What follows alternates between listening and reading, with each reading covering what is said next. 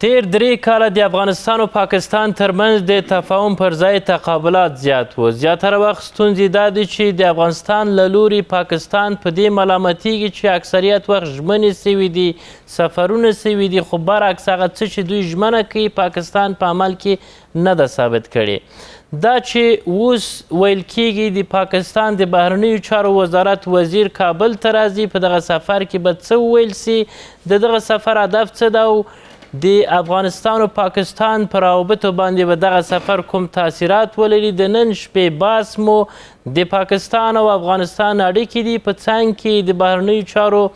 وزارت وزیر سفر د کابل ته. سلام، زه روح الله علیزی یم او تاسو ته تاوده بحثونه وړاندې کوم. په پروګرام کې راسره 3 تنه قدرمن میلمانه دي. هر یو سیاسي شنونکی ښاغلی قاري امید صافی، بل میلمه راسره د سیمه ییزو چارو شنونکی ښاغلی زرغونشاه شینواری او راسره آزاد ژورنالیست ښاغلی طاهر خان ده. تاسو ښه راغلاست، وایم پخیر راغلاست پروګرام ته. طاهر صاحب، د پاکستان د بهرنیو چارو وزیر کابل ته د څه دپاره راځي؟ ډیره مننه چې ما له بلنه راکړه. سلام تاسو ته، ستاسو ډیرو درنو میلمنو ته، کتونکو ته. وعلیکم السلام. د پاکستان د بهرنیو چارو وزیر ته اسحاق ډار ته خو یو چې کله د وزیر شو نو د افغانستان د اوسنی حکومت د بهرنیو چارو وزیر امیر خان متقي ورته ټلیفون کړو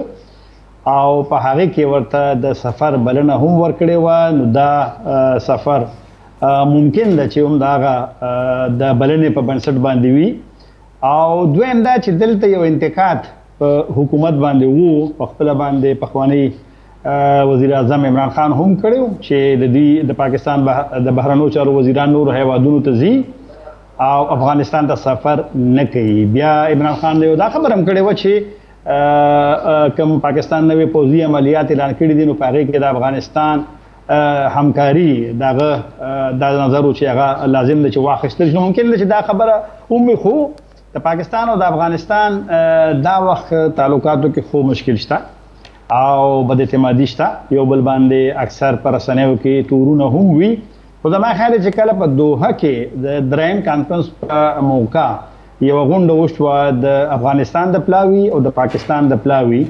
نو په هغې کې هم داسې ښکاري چې د دې سفر په اړه باندې د پاکستان د بهرنیو چارو وزارت څنګه ده د ده سیاست د افغانستان پر وړاندې؟ آیا د پاکستان ملامتي مني که ټوله پړه دې خواته وراړوي؟ داسې خو به یو حکومت هم نه وي په دنیا کې چې هغه به خپلې غلطۍ هغه رسما ومني. البته انتقاد پاکستان کې خو یو نظام داسې شته چې لکه څنګه ما د عمران خان ذکر وکړ، سره له دې چې هغه په جیل کې دی، زندان کې دی او په 3 قضیو کې ورته سزا هم شوې ده، لیکن بیا هم هغه اظهار کوي کله نه کله د خپل لکه اظهار کوي. نو بهرحال پالیسي خو ګوره د پاکستان اکثر د بهرنیو چارو وزارت خو افغانستان هغه خپل لومړیتوبونو کې یو دی او پاکستان اکثر دا خبره کوي چې ګاونډي هیوادونو سره ښه اړیکې او تعامل او تعلقات دا د پاکستان د بهرنۍ ګاونډیانو سره دا د دوی د بهرنۍ تګلارې یو مهم ټکی دی. نو بهرحال او بل افغانستان او پاکستان خو داسې حالت دی چې یو بل ته مجبور هم دي په ډېرو شیانو کې، په یو بل باندې تکیه هم لري او دا خو یو نظر دی. پخوانه به و چې په افغانستان کې امن وي، پاکستان کې هم وي، پاکستان کې امن وینو ممکن چې په افغانستان کې وي. خو البته اوس پاکستان سره چونکې امنیتي لږ مشکلات دي او دلته دا نظر دی چې په دې مشکلاتو کې د افغانستان یو مهم رول شته. افغانستان بیا وایي چې اصلا موږ رول نه لرو، هلته د خلکو حقوق دي چې کله حقوق ورکړل سي داخلي مشکلې د خپل حل کیږي. نه ګوره هغه جلا موضوع ده او حقونه خو دلته خو پاکستان کې یو ډیموکراټیک نظام دی. انتخابات شوي دي د فبرورۍ په 8 باندې، بیا د هغې نه وروسته حکومت جوړ شوی دی، دلته پارلیمان دی، دلته ملي اسمبلی ده، دلته سنا مجلس دی، دلته یو نظام دی، د پاکستان یو اساسي قانون دی، یو دستور دی او دا خو ګوره نیمګړتیاوې خو وي. دا نه چې امریکا کې هم شته نیمګړتیاوې په ځینو شیزونو کې، په د هغې په نظام او سیسټم کې نو اخو وي، لیکن دلته خلک خبره خو کولی شي که نه. تېره ورځ خبره راغله چې آیسای ته پاکستان کابینه یا حکومت یو اختیار ورکړ چې د هر چا ټلیفون که وغواړي نو هغه ریکارډ کولی شي. نو هغې تنقید وشو او نن لا د لاهور عالي محکمه کې هغې خلاف یو عریضه وړاندې شوه او اپوزیشن اعلان کړی چې دوی په پارلیمان کې هم په دغې مخالفت کوي. نو معنی دا ده چې یو نظام دلته شته او نظام کې ظاهره خبره ده چې کوم حکومتونه وي، فوج وي، ادارې وي، ځینې اختیار هغې سره وي، لیکن خلک خو خبره کولی شي که نه. او خبره باید چې خلک خبره وکړي، چپ خوله پاتې کېدل او خاموش پاتې کېدل دا خپلو خلکو ولسونو سره جفام ده. طاهر صاحب نتیجه به څه وي د پاکستان د بهرنیو چارو وزارت د وزیر سفر کابل ته؟ ګوره نتیجې خو ضرور وي، کله چې ناستې وي، خبرې وي، تګ راتګ وي، مخامخ دواړو ته فرصتونه په لاس ورځي چې خپل تشویشونه هغه یو بل سره د رسمي کینالونو لخوا شریک کړي. د پاکستان او افغانستان لیک خو شک نشته چې اړیکې تعلقات داسې پیچلي دي، داسې مشکل دي چې یو سفر به ګټه ونه کړي چې دا ټولې مسلې حل شي. لیکن بیا هم چې سفرونه نه وي نو بیا خو نور مشکلات ورپسې اضافه کیږي. نو چې پاکستان اعلان وکړ، پخپله د پرون اسحاق ډار دا خبره وکړه او دلته د سنا د مجلس چې کوم د بهرنیو اړیکو یو کمیټه ده په هغې کې، نو معنی دا ده چې پاکستان کې خدا سوچ شته چې سفر مهم دی، ورتلل پکار دي چې کابل سره کینی خبرې وکړي. نو بهرحال دا خو نشم ویلی چې په یو سفر کې به دا ټولې مسلې حل شي. ګیله کوله چې زه یوې شپارې لاړم او ځینې مسلې حل نه شو، نو مسلې خو به وي، خو بهرحال ناسته خو پکار ده. باید بهرنیو چارو وزیر هم یویشت ځلې سفر وکړي چې نتیجه ترلاسه کړي. نه دا نه وایم، زه خو وایم چې اړیکې او تعلقات د افغانستان او پاکستان دومره مشکل دي، مسلې دومره دي، پیچلي دي. ما وی چې حامد کرزي صاحب یوې سفرونه کړي وو، د هغه هم ګیلې وې چې ما سفرونه وکړل او هغې نتیجې ونه کړلې، نو داسې خو به وي. لیکن جنګ خو نه شو کولی که نه، جنګونه خو مننه بېرته راځم تاسو ته. نقصان یې کړی دی. صافی صاحب تاسو د پاکستان د بهرنیو چارو د وزیر سفر کابل ته څنګه بولئ؟ بسم الله الرحمن الرحیم. په سر کې تاسو ته علیزی صاحب، شینواري صاحب ته، طاهر صاحب ته او د شمشاد تلویزیون لیدونکو کتونکو ته سلامونه و نیکې وړاندې کوم. علیزی صاحب تاسو مخکې په دې سوال کې یو یادونه وکړله چې دا 3 کاله کېږي چې د پاکستان سره د افغانستان تاوتریخوالی او هغه دی. نه 3 کاله نه، د شهید سردار داود خان د واکمنۍ نه وروسته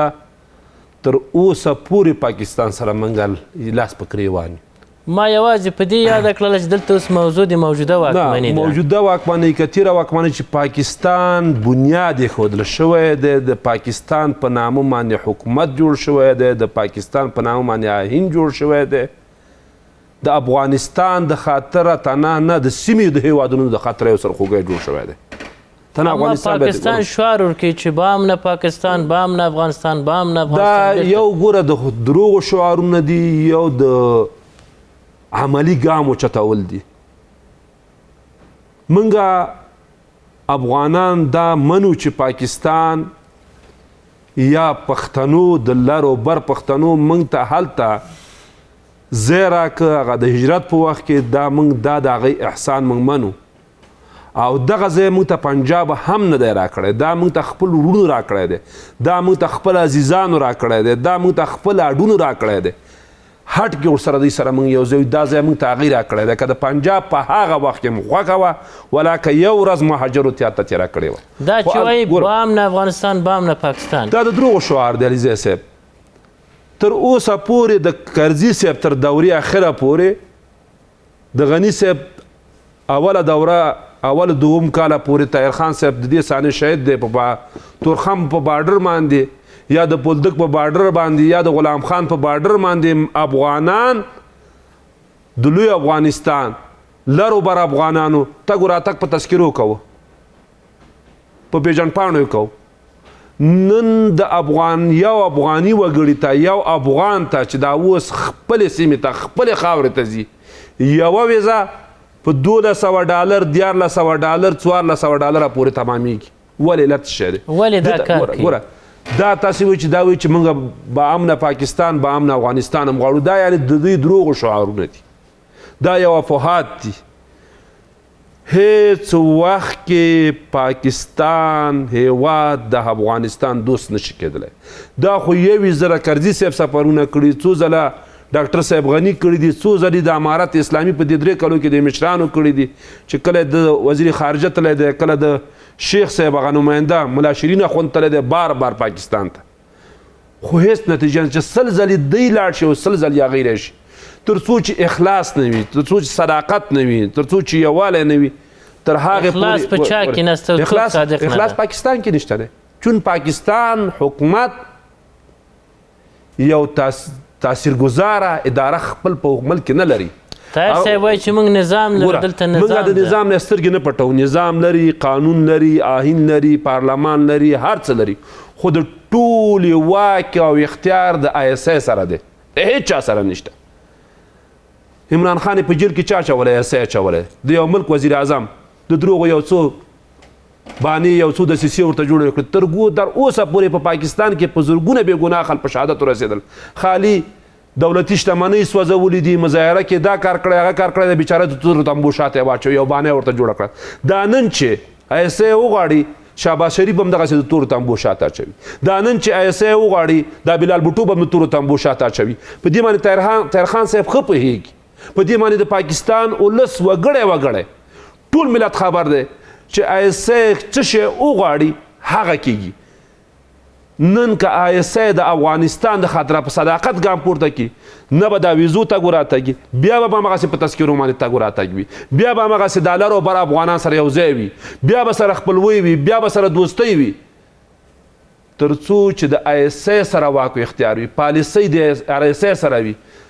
دا یو ملکي کسان دي وزیر خارجه چارواکي ولې ژمنې ورکوي چې صلاحیت نه لري شعارونه دي علیزی صاحب باور باید پې ونیسي نه نه نه زما د افغانستان حکومت نه دا خبره ده 100 ځلې چې درته راشي ګوره دا ستاسې تلویزیون د لارې د دې رسنۍ د لارې زه د خپل ملت ته غږ کوم دا خبره دې په یاد وساتي ګوره څو موده مخکې فضل الرحمن هم راغلی چې یې وکړه افغانستان د خاطر تر څو چې جنجالونه نور زیات نه کړل کم یې نه کړل کوم پروتوکول چې موږ هغه ته ورکړه خلک د یو ملک صدر ته ورکوي موږ یو ملا ته پروتوکول ورکړه په دې د خاطر چې دی یو دیني عالم دی راغلی زما ملک ته څه قسم پروتوکول ورته موږ ورکړه څه قسم پذیرایي موږ وکړه نتیجه یې چش له 0 همدغسې به وزیر خارجه هم راځي نتیجه به یې 0 وي همدغسې به د فوج مشر هم راځي نتیجه به یې 0 وي همدغسې به د آی اس آی مشر هم راځي نتیجه به یې 0 وي همداسې به هر وزیر هر وکیل هر رئیس راځي نتیجه به یې 0 وي د پاکستان د بهرنیو چارو وزیر چې کله کابل ته راځي څه باید له ده وغوښتل سي د پاکستان د بهرنیو چارو وزیر چې دا خو صلاحیت نه لري خو موږ یې هم غواړو خو دا صلاحیت نه لري چې دا چې موږ ته راکړي خو زموږ د افغانستان حکومت ته پکار ده چې دوی سره په څو خبرو باندې بحث وشي لومړی قدم کې د افغانانو د خاطره د ویزو ګوره که دا زما ګاونډ هیواد دی لکه مخکې چې طاهر خان صاحب وویل چې دوی سره زموږ هر څه موږ د دواړو هیوادونو ګټې مشترکې دي دواړو هیوادونو لازم و ملزوم دي خو چې وخت کې لازم و ملزوم وي زموږ ګټې مشترکې وي ته ما باندې یو ویزه په 1200 ډالره خرڅوې ولې باید د ویزې د منځه لاړه شي دغه لکه سابق د سابق نه چې په تذکرو باندې یا په پیژنپاڼو باندې تګ راتګ د اخوا خلکو قبایلو هم کو دخوا پښتنو هم کو اخوا پښتنو هم کو دخوا پښتنو هم کو دا هم خبره د سره مطرح شي دوم قدم کې زما د اقتصادي موضوع ده هر وخت کې چې زما د میوو وخت راشي زما د بزګرانو وخت راشي زما د کاروبار وخت راشي پاکستان 3 وړه بارډره په موږ باندې هم غلام خان باندې هم رحماني تورخم باندې هم رحماني بولدک باندې چې کله زموږ د میوو وخت خلاص شي بیا هر څه بارډر رحماني خلاص کړي هلته چې د هغې د میوو وخت دا اوس پیلن په بازار کې کیله ام شفتالو ټول د پاکستان روان دي بارډر زموږ خلاص دی روان دی کله چې زما د میوو وخت شي کله زما د بزګرانو وخت شي په ما بند دي مهمو نقطو سره باید سره خبرې شي دویم دا دریمه موضوع پاکستان حکومت نه باید زموږ د افغانستان حکومت وغواړي چې نور په داخلي چارو کې یا زموږ په کورنیو چارو کې د پاکستان حکومت خپله مداخله بنده کړي تر څو چې پاکستان حکومت په افغانستان کې خپله مداخله بنده نه کړي تر هغې پورې به نه دا حکومت په خپو ودرېږي نه به دا ملت په خپو ودرېږي نه به دا نظام په خپو ودرېږي دا اوس فعلا د اوسني حکومت کم یو چې سیاسي مخالفین دي پاکستان ته باجرته ځای ورکوي، پاکستان ته دا اوس د فعالیت اجازه ورکوي، دا اوس په طاهر خان صاحب ته معلومي دا اوس په نمک منډۍ کې د چا دفتر دی؟ ګورئ پاکستان هیڅ وخت کې افغانستان سره لاس نه ورکوي، نستوړی ورکوي. کله چې لاس ورکړه افغانستان ته انشاءالله دا هیواد به هم جوړېږي او هغه هیواد به هم جوړېږي او په نستوړي ورکولو باندې نه جوړېږي. خپله بې وضعیت څه رقم بیا خپله وضعیت خو هغه خراب دی، دغې نه مې خدای بتروي. دا اوس پکې څه حال روان نه دی. ګوره دا اوس پلان علیزی صاحب د امریکا پوج راوړی دی، امریکا ته دا بیا اډې ورکړی دی، بیا کوم پلان لري دا پاکستان، بیا زما حکومت ته زما ملت ته بیا دا اصلي برنامې جوړوي. دا اوس بې پلان هغوی کار نه کوي. پاکستان د افغانستان دشمن دی، دشمن به وي او راتلونکي کې دی. تر څو چې خپل پالیسي ته تغییر ورنه کړي، تر څو چې خپل استراتیژي ته تغییر ورنه کړي، پاکستان هیڅ وخت د افغانستان دوست نه مننه کوم.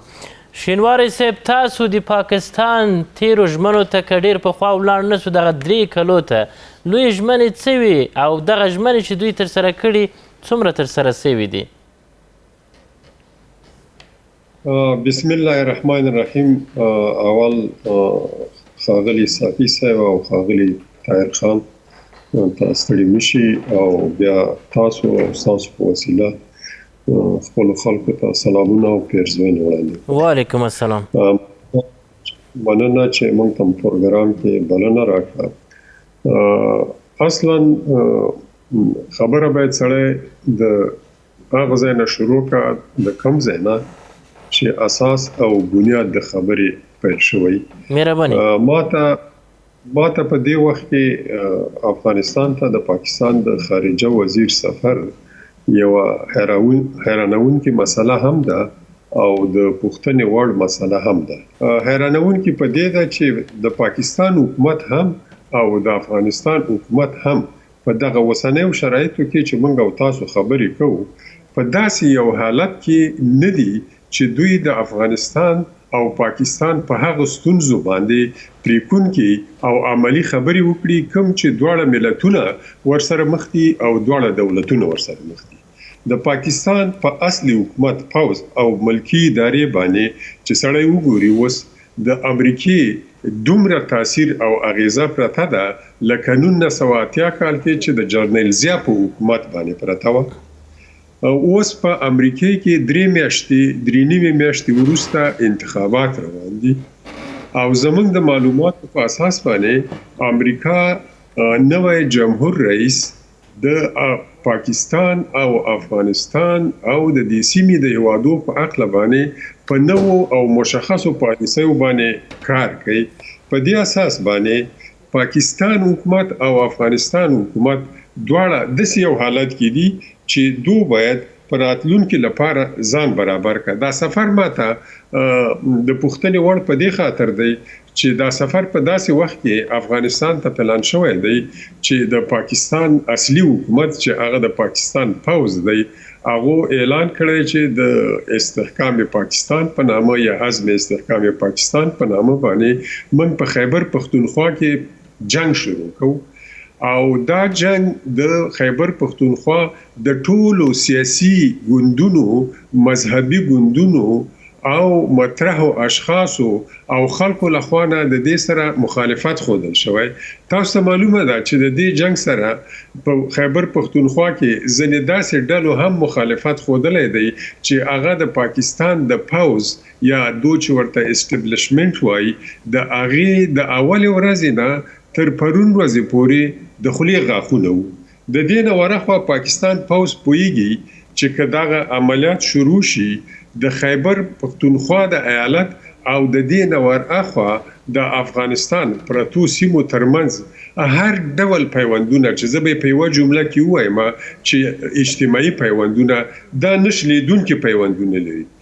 تاسو ته متوجي وي چې دوی د ضرب مومن په نامه باندې چې کوم عملیات شروع کړ په همدې ساحو کې نو په زرګونو په لسګونو زره خلک چې هغه لاړ افغانستان ته او هغه ته پناه واخیسته هغه پناه اخیستونکي او د هغه خلکو هجرت د خپل کور نه په منطقه او د افغانستان او پاکستان په روابطو کې په یو بل بحران باندې بدل شو. زه فکر کوم چې پاکستان د یو ماهرانه ډیپلوماسي او سیاست نه کار اخلي او هغه دا دی چې په دې وروستیو څو میاشتو کې د افغانستان اسلامي امارت په ځینې نړیوالو ټولنو کې او په ځینې دولتونو سره د غیر رسمي روابطو یو نسبتاً نری لار پرانستې ده او پاکستان غواړي دا لار هم سپوتاش کا او بل ما سره اصل اندېښنه دا ده چې د اعلی حضرت ظاهر شاه په وخت کې او د شهید محمد داود خان په وخت کې چې اول وختو کې پاکستان د سیټو او د بغداد د تړون غړی وو په هغه وخت کې دوه فیصله د سیوا د امریکای ایران او پاکستان ترمنځ چې د افغانستان مسایل و د دوه د زاویې نه اصلا څېړل کیږي د دوه د مشورې سره څېړل کیږي ما سره اندېښنه ده چې پاکستان هغه ته داسې سینه نه وهلي او د امریکای او پاکستان په منځ کې په دې باندې مصلحت نه شوي چې تاسو زموږ پیغامونه کابل ته وړي دلته بیا مسله بل شي د شینواري صاحب ټام ویز د امریکای استازي دا خبره واضح کړله چې موږ دریم ته ضرورت نه لرو کولی شو چې مستقیم د اسلامي امارت سره په تماس کې اوسو دا دې خواته اسلامي امارت هم وایي چې موږ اړتیا نه لرو چې بل څوک د زموږ په نمایندګي وغږیږي موږ ځان ته د خپل هیواد هر مسله کولی شو له نورو سره په مستقیمه ژبه باندې خبرې وکړو نو فکر کوي په دغسې وضعیت کې او هغه پاکستان چې په تیره نیمه پیړۍ کې دنیا ته معلومه ده چې څه وایي څه کوي د دوی په خبرو به باور وکړي؟ زه د ټام ویز په خبره باندې چې موږ درېمګړي ته ضرورت نه لرو د اورېدلو وړ ګڼم په باور باندې سوچ پکار دی او په د افغانستان په اسلامي امارت په زعامت او طالبانو باندې زه بشپړ باور لرم چې هغه تر خپل وسې پورې چې څومره تواني اصلا د خپل استقلالیت ملي واکمنۍ ملي حاکمیت او د افغانستان د غرور د ساتلو لپاره د خپل وسې په اندازه باندې مبارزه کوي مګر چې دا لوبه چې دا لوبه اصلا پاکستان او افغانستان دواړه پکې لوبغاړي دي اوس مثلا تاسو وګورئ د مطبوعاتو کې راځي چې د پاکستان او د امریکای د پاوز شریک عملیات د نوخار د پابو په سیمه کې شروع شوي دي وسوال دا دی چې دا عملیات چې امریکا او پاکستان تمرینونه چې امریکا او پاکستان په شریکه باندې کوي دا ولې په سیالکوټ او لاهور کې نه کوي دا ولې په بلوچستان کې نه کوي دا ولې په دې ځای کې کوي دا د څه د خاطره کوي شینواري صاحب د دې سوال په څنګ کې تاسو وویل چې د بهرنیو چارو وزارت د وزیر راتګ یو سوال ده او بل ایرانتیا ده څه غواړي چې له دغه سفره پاکستان ترلاسه کړي په افغانستان کې زه فکر کوم چې د پاکستان حکومت دننه په خپل ټولنه کې د خپل ټولنې د مختلفو اقشارو طبقاتو بل خصوص سیاسي او مهمو مذهبي ګوندونو تر فشار لاندې دی او د پاکستان حکومت د اقتصادي بحرانونو په اساس باندې خپل نړیوال هغه حیثیت چې پاکستان مخکې درلوده هغه ورځ په ورځ باندې د لاس ورکوي دوه لپاره د افغانستان د مسلې نه دوه غواړي چې په بین المللي او ډیپلوماټیکه او سیاسي ساحه کې د عربي متحدینو او غربي متحدینو لپاره ځان څونه متګه چې دلته یو مهم قوت چې هغه د افغانستان اسلامي امارت ته هغه پروت دی او د افغانستان د اسلامي امارت سره مونږ تر دې کچې پورې خروابط لرو چې دا د مونږ ورزو پیغامونه او خبري ورسره کوو او راکوي په داسې حال کې چې په دغه وخت کې دغه کار د افغانستان په تاوان او د پاکستان په ګټه دی مننه کوم درنو لیدونکو دمه لرو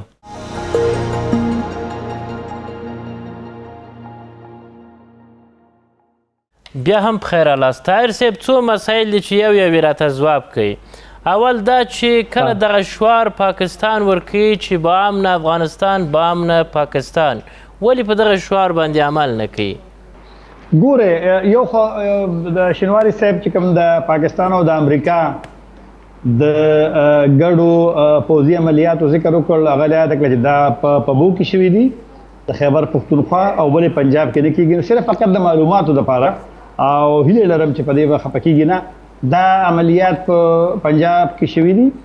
او دا پبي چې ورته وایي دا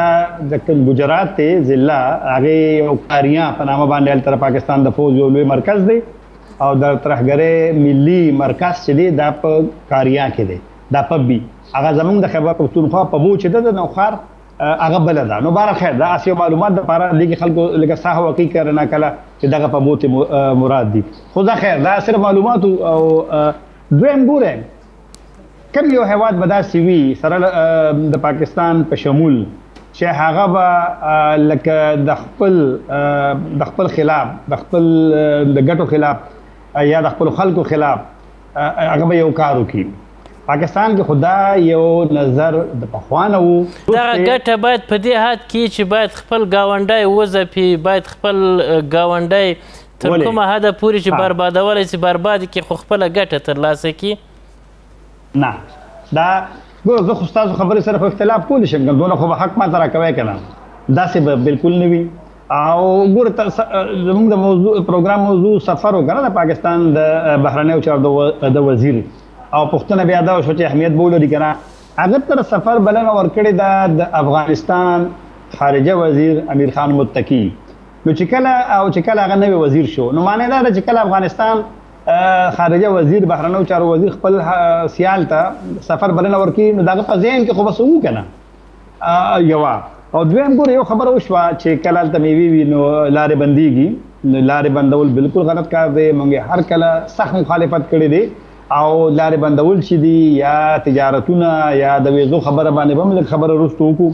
وګورئ ځینې شیان داسې چې زه صرف دونه یو خواهش کولی شم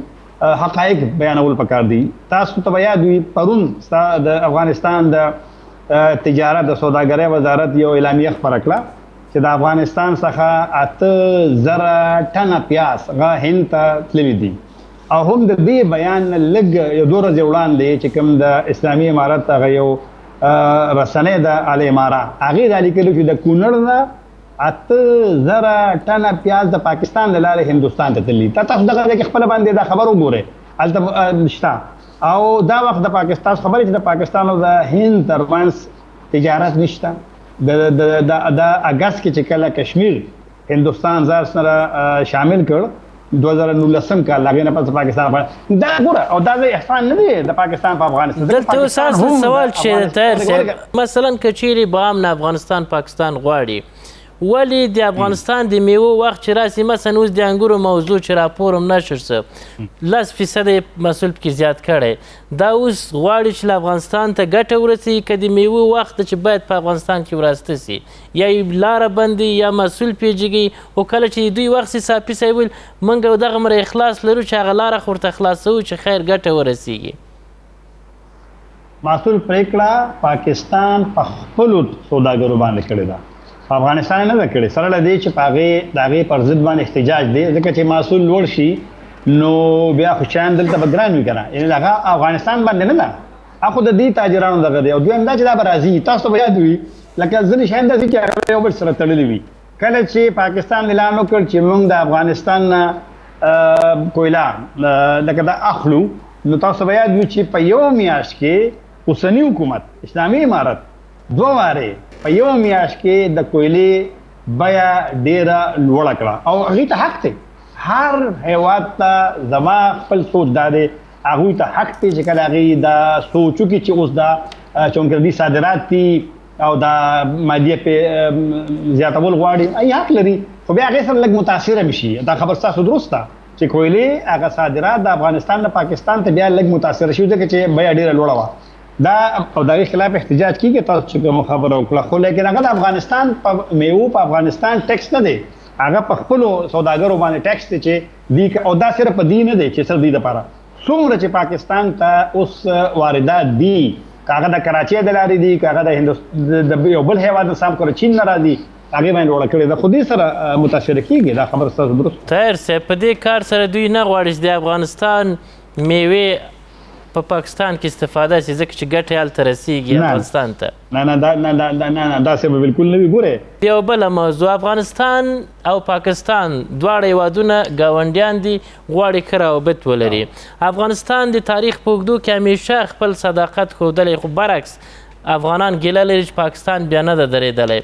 د اوس دپاره که چیرې واقعا پاکستان ژمن د ښو اړیکو ته ولې د موجوده نظام مخالفین هلته ساتل سوي دي صافي صاحب مخکې یاده کړله کوم ځای کې دي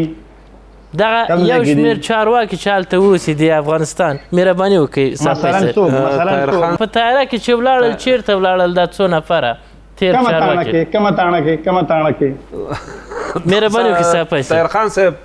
د امر نه دی د امر په ګوته نه پټېږي که دنیا په مرسترګه باندې مونږ کې ګوته کېدو دا ګوته باندې د مر نه پټېږي پروسه کالې طاهر خان صاحب پروسه کالې زموږ د انارو د رومیانو وخت کې ولې بارډر بند کړی نو تورخم تاسو ونه لیده ستا موږ سره په عباس کې مېلمه وې همدې تلویزیون کې ما خو بند کړی نو طاهر خان صاحب یو لحظه به خبرې ته خیر دی طاهر خان صاحب ما ملت د پاکستان بیا خصوصا پښتون وګړی پښتون قوم زما د تمخ ولا چې زما عزیز دی زما هټ دی ولې د پنجاب ډالر ته خیمه تنا په ما معنی نه عمل ته په صوبه سرحد باندې دا اوس ظلم روان دی هغه ورځ پرون نه بل ورځ ما سره یو تجار می یو سراب می وزه د پاکستان ور سره وا په اسلام آباد کې موټرسایکل والا درولې دی چې واتس اپ ورته چکای چې واتس اپ کې د حوالو کار دی هلته وړه 3 ورځې جیل کې اچولې 2 لک 8000 کالداري ترې اغستې دي په شخصي باندې خانه کې ګورئ موږ نه وایو پاکستان اداره ظلم تنه ما سره افغانانو سره نه کوي زما د صوبه سرحد پښتنو سره هم کوي دا اوس زما ګیلمن ور چاپ زخمی کړی دی ګورئ یو هغه حقیقتونه دي طاهر خان صاحب ګوره زه پوهېږم تاسو ته به هلته ستونزه وي چې هغه حقایق نشي ویاړی ځینې خبرې هغه ملک سړی د یو نظام د یو حکومت د چتر لاندې چې وي هلته هغه حقایق نه ویل کېږي چې چون د هغې د ژوند خطر وي د هغې د زندګي خطر وي د هغې د کورنۍ خطر وي ګوره بعضې حقیقتونه دي چې هغې نه باید ګوره موږ د الله په حضور کې مسؤول استو خپل په ملت په حضور کې مسؤول استو د خپل د ولس په حق کې موږ مسؤول استو باید هغه حقایق وویل شي تر اوسه پورې طاهر خان صاحب زه 10 دپې پېښور ته راغلی یم په ویزه نه یم راغلی په تذکره به تلمه ولې زما ویزه په 1200 ډالره ده مهرباني طاهر صاحب ولې د ویزو موضوع او دومره ګرانښت اول د ویزو نه به شروع کړو دا ګورې د ویزو موضوع بالکل مشکله شوې ده ډېره مشکله ده هر ورځ موږ ته خپل ژورنالستان د افغانستان ملګري یا نور زموږ خو زیات دوستان خو زموږ افغانستان دي که پاکستان کې په اسلام آباد کې زما ټول نه زیات ملګري چې دي ناسته پاسته چې دا هغه افغانانو سره ده ځکه هغه خپل خلک دي ما زه اکثر وایم چې مهاجر زه مهاجر نه ګڼم خپل خلک یې ګڼم یوه ویزو بالکل مشکل دی او دا خو د پاکستان دپاره د خوشحالۍ خبره ده که پاکستان ته څوک د تعلیم دپاره سوداګرۍ دپاره او بل دا چې ډېرو خلکو ودونه کړي دي په دواړو هیوادونو کې او چې راځي باید چې هغې ته اسانتیاوې وي او دا خبره خو درسته 2014 کال نه چې کله د ویزو لازم شو د افغان دپاره نو ویزو کې اول خو لږ اسانې وې هغې کې به هغه د مسترد کېدو یا ردېدو هغه دغه صفر و اوس مشکل شوي دي او دا خبره د دې بالکل درسته دا چې ویزې هلته خرڅېږي ما خو اکثر خبره کړې ده ویزې چې خرڅېږي هغه په کابل ښار کې خلک خرڅوي او هلته ایجنټان موجود دي زما خپل هم د اسلامي امارت نه دا ګیله ده چې هغوی کله موږ وورو نو ژورنالست نیسي کله موږ وورو د پخواني حکومتونو خلک نیسي تاسو په دې برخه کې پاکستان پړ بوړی که نه ولې سفیر سره شریک دی د پاکستان د ویزو د ګرانښت ځکه چې فشار دلته په افغانانو راځي او هغه د تذکرې موضوع ولې ناسته اوس په ویزو باندې افغانان ځي خو ګورئ پاکستان کې چې کله یو مشکل پیدا شو امنیتي او بیا به دلته یو سوچ وو چې اوس یو نظام جوړول غواړي او دا کار خو به کېده دا که دلته پاکستان کې یو حکومت وي نو دا خو به کېده د ویزو دا کار ځکه چې هغه آزاد او خلاص د تګ راتګ لارې چې وې یا کرښه وه یا پوله وه هغه سوچ خو بیا بدل شوی و او ګورئ هغه وخت خو افغانستان کې دننه خارجیان وو جنګ روان و نو دلته به یو اندېښنې وي او ګوره ځینې کارونه چې شوي دي شینواري صاحب ژمنې چا امتي کړي دي د دواړو هیوادونو ترمنځ چې کله د روابطو موضوع یادېږي داسې ده چې اول خو د صافي صاحب او طاهر خان ورور د باس نه موږ او تاسو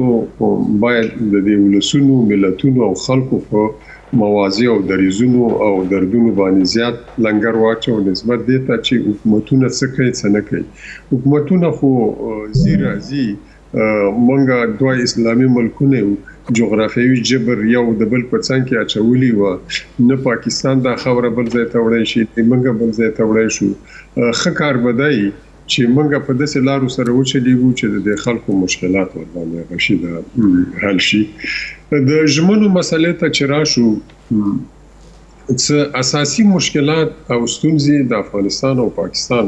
په منځ کې موجود دي چې هغه په عقیدتوي، تاریخي، کلتوري او اجتماعي لحاظ باندې چې حل نشي. د افغانستان کې چې هر قسم حکومت راشي د پاکستان او د افغانستان د حکومتونو منځ کې اصل جنجالونه نه حل کیږي. دا ویزې دا د میوو د حاصلاتو په وخت کې د بندرونو یا ګمرکونو یا لارو بندول یا فرضاً چې جنجال جوړ شي په پاکستان کې هر څوک چې جوړ کا غلطه افغانان رانیول یا د ګرمۍ او یخنۍ په موسم کې په افغان مهاجرو باندې ډانګي خودل چې تاسو وطن ته لاړ شئ. دا داسې مسایل دي چې د یو سلسله ستراتیژیکو مسایلو تاکتیکي غبرګونونه او عکس العملونه دي په هغې باندې چې د افغانستان حکومت او د پاکستان حکومت سره مشورو ته ونه رسیږي، خبرو ته ونه رسیږي، حل لارو ته ونه رسیږي. زه فکر کوم دا مشکلات به شینواري صاحب دواړه خواوې مثلا افغانستان وایي چې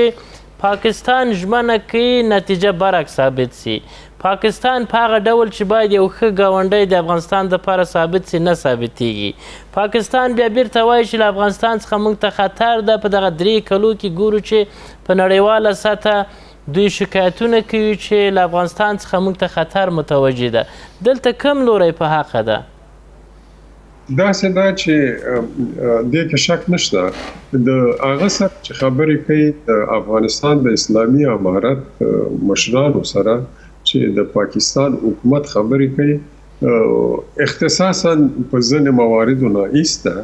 د پاکستان هغه ملکی حکومت ورسره خبرې کوي چې هغه د پاکستان پاوز د هغې حکومت د جوړېدو دپاره یو دیموکراتیک انتخابي صدر اعظم چې و نه یوازې لرې کړه بلکې زندان ته یې ولېږه او د هغې په عوض باندې داسې حکومت لاسته راوړ جوړې کړه چې هغه خپله پوزه چې ده هغه هم د بل چا په اجازه باندې پاکوي. د افغانستان د حکومت سره داسې یو ملکی حکومت په خبرو باندې لګي خبرې ورسره کوي. اوس مثال په ډول دغه ایساقدار چې افغانستان ته راځي دا د کومو صلاحیتونو سره راځي؟ مثلا زه به واضحه نه وایم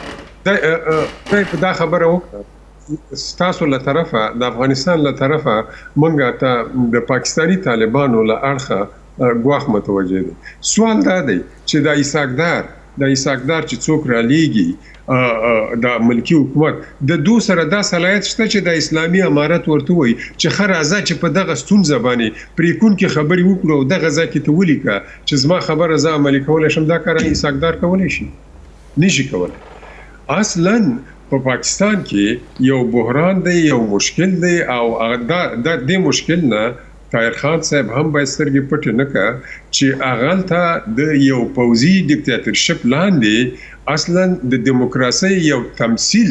د غربي او نورو دولتونو نه د امکاناتو د اخیستو دپاره کیږي. صافی صاحب کومې څیرې یا کوم څوک چې په مخالفت د موجوده واکمنۍ د پاکستان کې اوسیږي؟ ګوره علیزی صاحب کوم یو نه اوسیږي. مخکې طاهر خان صاحب وویلې دی غواړي چې وایي ثابت یې کړي. طاهر خان صاحب وویلې دا چې اوس پاکستان کې طاهر خان صاحب زه ورته نمبر ورکړم د ټولو کورونو ادرسونو ته به یې وسم چې پلانکي کور دغه ځای کې دی، د پلانکي کور دغه ځای کې دی، د بستانکي کور دغه ځای کې دی، پلانکی په دغه ټاون کې اوسېږي، پلانکی په دغه ساحه کې اوسېږي، پلانکي ته د پولیسو موټر یې مخ ته ولاړ دی د هغې امنیت ساتي. ولې؟ ګورئ علیزی صاحب همدې طاهر خان صاحب ته وایم ګورئ دا یو بانه ده دغه کرغېړنه کرښه کشول د ازغن تار تېلول دا و چې د امنیت ګواښ دی د افغانستان نه ټي ټي پي راځي، افغانستان نه پي پي پي راځي، افغانستان نه طالب راځي، افغانستان نه دا راځي. دای خاصتا د پښتون د صوبه سرحد د پښتون د ځپلو د خاطره دغه برنامې اچولې دي. طاهر خان صاحب ښه په خلاص غوږونه یې واوره، دا رسنۍ دې نه کوي او دا شینواري صاحب او علیزی صاحب تم به هم دېش خبرې شاهد وي او دا ملت به هم شاهد وي که کال بعد د اټک نه اخوا ته پښتون تلې په تا باندې ټکس وضع نه که او په تا باندې ویزا یا په تا باندې یو پرم وضع نه که، بیا ما ته وایه صافی صاحب تا غلطه خبره کړې وه. هغه دې نه پرېږدي، هغه دې د پښتنو جړلې باسي، هغه دې په صوبه سرحد کې پښتون له منځه وړي، هغه دې په صوبه سرحد کې پښتانه له منځه وړي، هغه دې پښتون چغې ورکوي، د پښتون بنیاد دې ختموي. دغه د کله چې د منظر پښتین په نامه باندې کوم کس په پاکستان کې د پښتنو حق غوښتنې په نامه راوتی دی، تر ننه پورې څونه پښتانه په شهادت ورسېدل. نعره تکبیر الله اکبر، نعره تکبیر الله اکبر، موږ د پښتنو حق غواړو، موږ د پښتنو حق غواړو. په دې باندې مبارزه نه کېږي. که پښتانه واقعا خپل حق غواړي یا عدم تشدد د خان غفار خان غوندې غواړي، باید مبارزه مسلحانه وکړي. خپل نه د افغانستان د خاطره دا کار کوي، خپل د پښتون ملت د خاطره دې وکړي، خپل د بلوچ ور د خاطره دې وکړي، خپل صوبه سرحد د خاطره دې دا کار وکړي. پاکستان ته د نه افغانستان مطرح دی نه دې ورته بل ځای مطرح دی. هغه غواړي چې د پښتنو جړلې له منځه غواړي چې د پښتانه په یو اتفاق او اتحاد اوسېږي. دا اوس طاهر خان صاحب کوي چې دا څوک اوسېږي، زه به شمیره ورته ورکړم. طاهر خان صاحب موټر کې په موټر به طاهر خان صاحب سره کښېني، د هر یو کور د هر یو دروازه ورته په صوبه سرحد کې موقیم او په اسلام آباد کې به موقیم، په کراچي کې به موقیم، په کوټه کې به ورته کورونه وکړي. مننه. طاهر صاحب هغه څېرې چې تاسو ویل څوک دي واضح کړله، ولې هغه څه چې مستند موارد موجود دي. کله چې تیر نظام د افغانستان سقوط کوي، یوه ډله تیر چارواکي چې هغه په هغه کې قانوني و خلیلي ځینې نورې څېرې چیرته ولاړل، بیا دغه په څنګ کې ځینې نور چارواکي چې عملا هلته اوسېږي، تاسو دا منئ که نه؟ او دا خپله د موجوده واکمني له مخالفت سره مخ دي، دا خپله مداخله ده که دوستي ده چې له افغانستان سره کیږي؟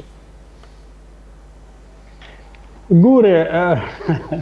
وار وار خبرو شو چې ټلیفون شمیرې به راکړي، نو زه داسې چل به وکړو او تاسو هم دغه اشاره وکړه چې قانوني چېرته لاړو، بل چېرته لاړو، بل چېرته لاړ. بالکل پاکستان ته راغلي وو او د اګست په میاشت کې کله طالبان کابل ته ننوتل د هغې نه وړاندې، لیکن پاکستان کې دا وخت یو هم نشته. او تاسو ته پته ده چې هغه کوم ځای دي، په ترکیه کې دي، په تاجکستان کې دي، ځینې په ایران کې دي او ځینې په بهر دي. د استاد رباني زوی خپل اقرار کوي چې پاکستان زما دوم کور ده، دلته رالوی سوی یم. دا و جرأت چېرته دی؟ جنرال جرأت چېرته دی اوس؟ نه نه نه دا خبره ځکه درسته. زه خپله چې کله په پېښور کې ما زده کړه کوله، په پېښور یونیورسټۍ کې پوهنتون کې، نو د رباني صاحب دي هم په دې پاکستان کې اوسېدل. نه یوازې رباني صاحب، دلته خو حکمتیار صاحب، دلته خو سیاب صاحب، دلته خو ډاکټر عبدالله صاحب څه وخت دپاره، دلته خو ټول مشران دلته وو. او د شورویانو پر ضد چې کله جهاد وو، موضوع اوس ده چې څوک د موجوده واکمني په مخالفت کې دي، هغه پاکستان کې دی. یو نوم یې واخیست، جنرال جرأت چیرته ده؟ جنرال جرأت به دې ته معلومات دي، ما ته معلومات نشته. زه خو ژورنالیست یم. زه به هغه وخت خبره کوم چې کله زه خپله څوک ووینم یا ما سره قوي شواهد وي. خو دا د دې ستاسو د مېلمه تسلۍ لپاره ما ته د نمبر بېشکه راولېږي، لیکن زه حاضر یم چې زه خپل ګاډي کې د ستاسو د دروند مېلمه یو ملګری چې په اسلام آباد پېښور کې څوک وي، خپل ګاډي کې ځم او زه به د دوی تسلۍ لپاره ټولو کورونه برته وکړم. طاهر صاحب ټولو کورونه، طاهر صاحب په شاهین ټاون کې برته د کور د چا وښیم، په نمک منډۍ کې به د چا دفتر درته وښیم، په حیات آباد کې به درته وښیم، شامي روډ کې به درته وښیم، ډیفنس کالونۍ کې به درته وښیم. دا ټولو کورونو نمبر یې به درته وښیم، سړی به درسره کوم. طاهر صاحب زه معلومات نه لرم. خپل ګاډی بوزم، هغه ځای ته به ځو، بیا به راځو. علیزی صاحب یو کس چې د خپل په ملک کې، زه د خپل افغانستان کې اوسېږم، د افغانستان کې چې د هر غیر هیواد د افغانستان وګړي نه بغیر هیواد سړی راشي که د ایران وي که د تاجکستان وي که د افغانستان په 40 ولایتو کې اوسېږي زه ترې خبر لرم طاهر خان صاحب ولې د خپل ډیفنس کالونۍ نه خبر نه لري ولې د شامي روډ نه خبر نه لري ولې د نمک منډۍ نه خبر نه لري حقیقت نه وایي حقیقت نه وایي که نه مننه صافی صاحب طاهر صاحب شینواري صاحب درنودونکو تاوده بحثونه پر همدې ځای پای ته رسېږي تر راتلونکي پورې مو په خدای سپارم خوشحاله شیبې له لیدلو مو مننه